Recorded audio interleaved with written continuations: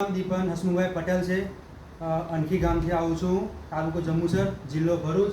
હું છેલ્લા 2-3 વર્ષથી આ ગોદરેજનું આ 3 નંબરનું જે દાણ છે જે આપણે વિયાણ માટે વપરાય છે તો હું ખવડાવું છું. છેલ્લા ઘણા ટાઈમથી આ દાણનો યુઝ કરું છું. મારી પાસે 2 મોટી ગાય છે, 4 નાના બચ્ચા છે, 2 નાના છે, 2 થી મોટા છે, થોડા 2-2.5 વર્ષના થયા છે.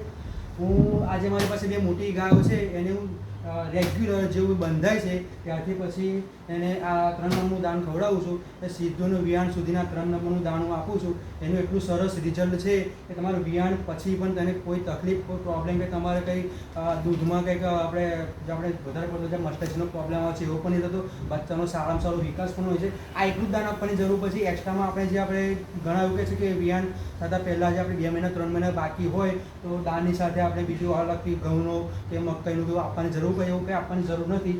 આ દાણની અંદર જ બધી જ વસ્તુ આવી જાય છે અને એકદમ કમ્પ્લીટ પેકેજ કહીએ એવું આ દાણ છે. મારી બધાને વિનંતી છે કે તમારી પાસે પણ આવા જો પશુ હોય, જો બંધાયેલા હોય તો તમે 3 નંબરનું દાણ જરૂરથી ખવડાવજો. સારામાં સારું તમને રિઝલ્ટ મળશે. અને જો નાના બચ્ચા હોય એનો તમારે વિકાસ કરવો હોય તો વિકાસ માટે પણ 3 નંબર ખવડાવો. હું પણ મારા વિકાસ માટે પણ એના માટે બી ખવડાવું. સારામાં સારું રિઝલ્ટ છે. એના માટે 2 નંબર તમારે જરૂર પડે, પણ જો બંધાઈ થયા પછી તમે આનું ખવડાવજો, સારામાં સારું રિઝલ્ટ મળશે. અને તમે જ નોટિસ કરશો કે તમને રિઝલ્ટ એવું સારું મળેલ છે આ 3 નંબરના દાણનું.